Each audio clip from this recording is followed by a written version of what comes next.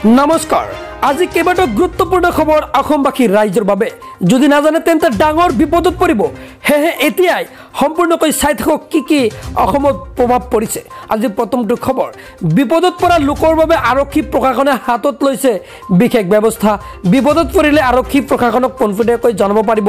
আপুনিও অসামাজিক কাৰ্যকলাপ দেখিলে পোনপটীয়াকৈ জনাওক আৰক্ষীক ৰাজ্যৰ সাম্প্ৰতিক পৰিস্থিতিক লৈ অধিক তৎপৰ হৈ পৰিছে প্ৰশাসন দুষ্কৃতিকাৰী তথ্য গোপনে প্ৰশাসনক দিব পাৰিব সাধাৰণ জনতাই প্ৰশাসনে জাননী যোগে মুকলি কৰিলে 7টাকৈ বিশেষ ফোন নম্বৰ খুজাই প্ৰশাসনে জনতাৰ সুৰক্ষাৰ বাবে মুকলি কৰিলে নম্বৰ কেইটা জনাইছো চাওক 9864112238 আৰু এটা নম্বৰ হৈছে 7086592978 আৰু এটা নম্বৰ হৈছে 9864329979 আৰু এটা নম্বৰ হৈছে 9435053769 আৰু এটা নম্বৰ হৈছে 9127268812 আৰু এটা নম্বৰ হৈছে 6003256039 আৰু এটা নম্বৰ হৈছে 03674284022 বিপদত পৰা লোকৰ বাবে আৰক্ষী প্ৰশাসনে হাতত লৈছে বিশেষ ব্যৱস্থা বিপদত পৰিলে আৰক্ষী প্ৰশাসনক পোনপটীয়াকৈ জনাব পাৰিব আপুনিও পৰৱৰ্তী খবৰ ৰেচন কাৰ্ডৰ হিতাধিকাৰীৰ বাবে জৰুৰী খবৰ আহি পৰিছে হয় এতিয়াৰে পৰা ৰেচন কাৰ্ডত লাভ নকৰে চাউল আপুনি চাউলৰ হলনি 9টাকৈ সামগ্ৰী লাভ কৰিব এতিয়াৰে পৰা চাওক ইয়াতে কি লিখা আছে গেহু দালি বুট নিমখ সৰিয়হ তেল আটা সয়াবিন মছলা দেৰ সিদ্ধান্ত লৈছে পুষ্টিৰ মাত্ৰা বৃদ্ধি আৰু জনস্বাস্থ্য উন্নত কৰাৰ বাবে চৰকাৰে গ্ৰহণ কৰিছে এইসমূহ পদক্ষেপ কেন্দ্ৰীয় চৰকাৰে গ্ৰহণ কৰিছে এইবাৰ সিদ্ধান্ত 90 কোটি লোকে লাভ কৰি আছে ৰেচন কাৰ্ডৰ সুবিধা ৰেচন কাৰ্ডৰ হিতাধিকাৰীৰ বাবে আহিছে জৰুৰী খবৰ পৰৱৰ্তী খবৰ উজনি অসমলৈ মাছৰ ৰপ্তানি বন্ধ কৰিলে নগাঁও মীন পালক সন্থাই অনিৰ্দিষ্ট কাললৈ বন্ধ কৰা হৈছে মাছৰ ৰপ্তানি হয়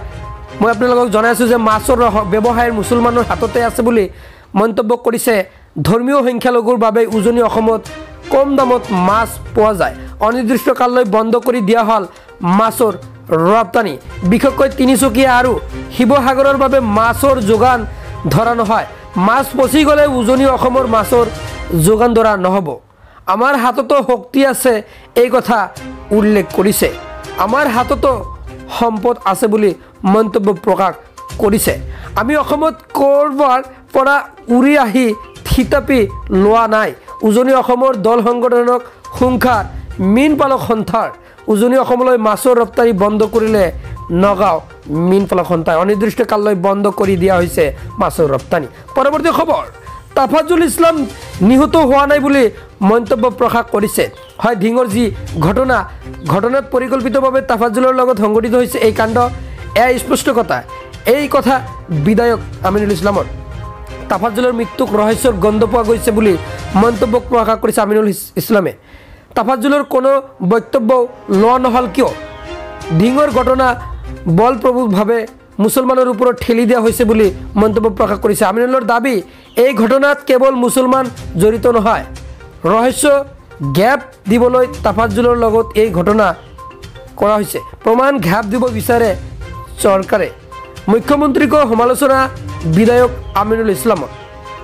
ৰাজ্যপালক এই কথা জনাইছে AIUDF হয় বিধায়ক আমিনুল ইছলামৰ